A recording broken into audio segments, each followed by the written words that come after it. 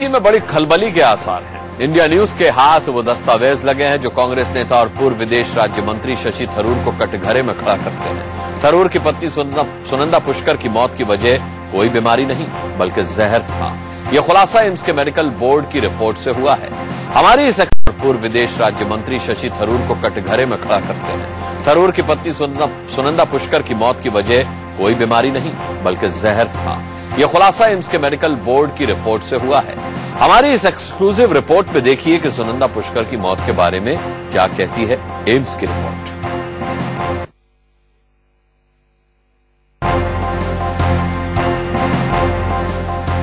कांग्रेस के बड़े नेता शशि थरूर की पत्नी सुनंदा पुष्कर की मौत कैसे हुई, यह अभी तक साफ नहीं हो पाया है। लेकिन संदिग्ध हालात में हुई इस मौत की विसरा रिपोर्ट में साफ साफ कहा गया है कि सुनंदा की मौत जहर से हुई थी। इंडिया न्यूज के पास एम्स की पूरी विसरा रिपोर्ट है। इस रिपोर्ट में 4 बड़ी बातें सामने आई हैं। रिपोर्ट के मुताबिक सुनंदा की मौत बीमारी की वजह से नहीं हुई थी, जहर की वजह से सुनंदा की मौत हुई।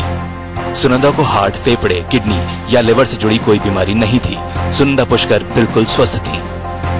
किसने उसको जहर दिया और क्यों दिया, इसके पीछे क्या है, उसमें एक SIT यानी 4-5 जांच की जो एजेंसीज हैं उनका एक कमेटी बनानी चाहिए CBI की अध्यक्षता में, और उस पर जांच होनी चाहिए।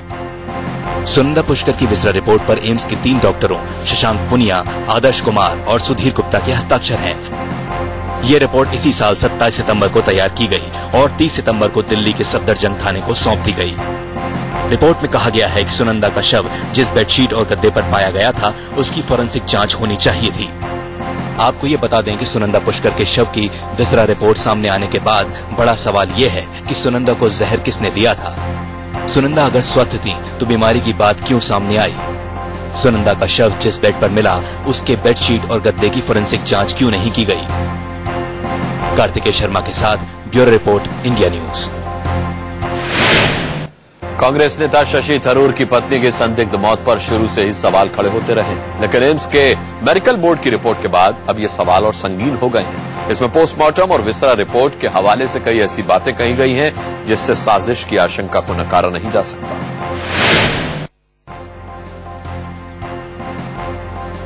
देखिए, ये है सुनंदा पुष्कर की वो विसरा रिपोर्ट जिसके खुलासे ने सबको चौंका दिया है। 12 पेज की इस रिपोर्ट में 211 पेजों के उन तमाम दस्तावेजों का हवाला दिया गया है जो इस केस के जांच अधिकारी ने मेडिकल बोर्ड को सौंपा। इन सभी मेडिकल दस्तावेजों को देखने के बाद इस रिपोर्ट में यहाँ साफ साफ लिखा है कि सुनंदा पुष्कर ना तो बीमार थी, ना तो मौत से पहले उन्हें कोई बीमारी थी। वो पूरी तरह स्वस्थ थी। देखिए, उसके बाद यहाँ रिपोर्ट में लिखा गया है कि पोस्टमार्टम में पाया गया था कि सुनंदा के आंतों में कई जगह धब्बे थे और पेट में चॉकलेट के रंग का 50 ml लिक्विड था।